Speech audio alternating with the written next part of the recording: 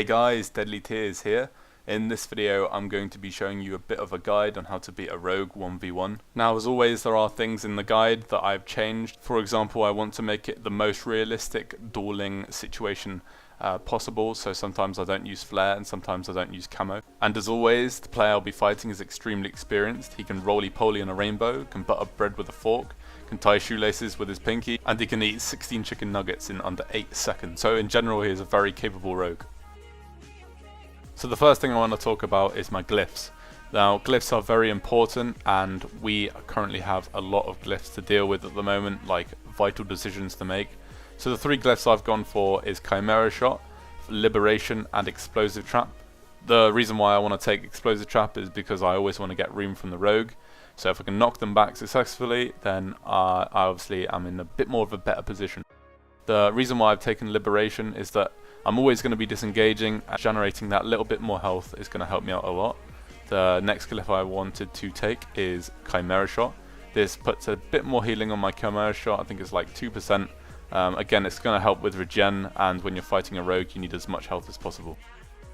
Now some of you guys may disagree with these choices I've made, which is perfectly fine, but the thing is there are so many good major glyphs hunters have. I just had to come to a conclusion, and they're the ones I took the decision on.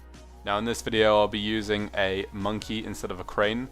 This is primarily because I'm fighting an undead rogue and he has Will of the Forsaken, in which he can get out of the sleeps from the crane. However, it is very important that you note that if you will use a monkey, do not use monkey stun after they open, because they're likely to cloak, and monkey stun will not work if they have cloak up. When fighting a rogue, it's best to have binding shot instead of silencing shot. This is just common sense, and all the rest are my opinions, so you may want different talents, but I've chosen the ones that I think suit best. So here is a example duel where he is assassination and I am marksmanship.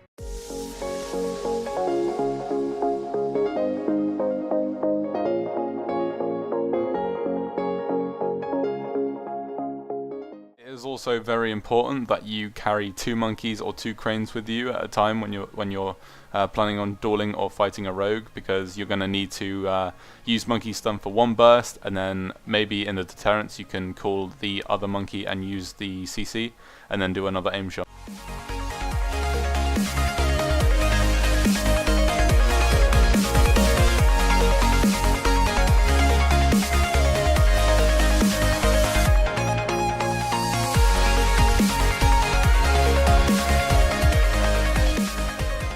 Please note that most rogues will have Shuriken Toss.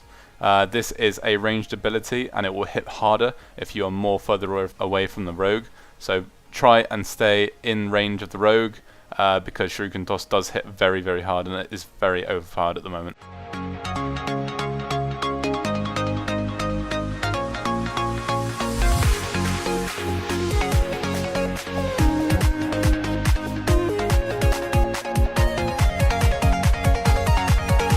So one of my main plans when fighting a rogue was to basically sack myself when he goes and puts me in a full kidney.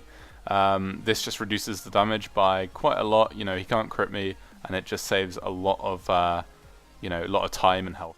Another thing I'd like to point out is when fighting a rogue, you have to use your CC to the full extent.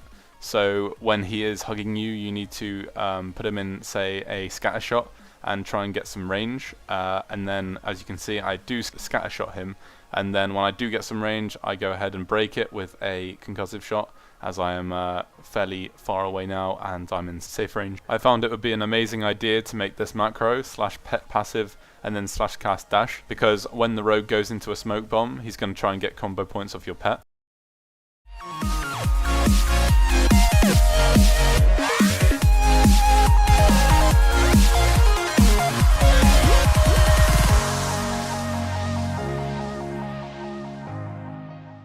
It would be also good to note that when you're under 35%, rogues do something called dispatch and it hits very hard.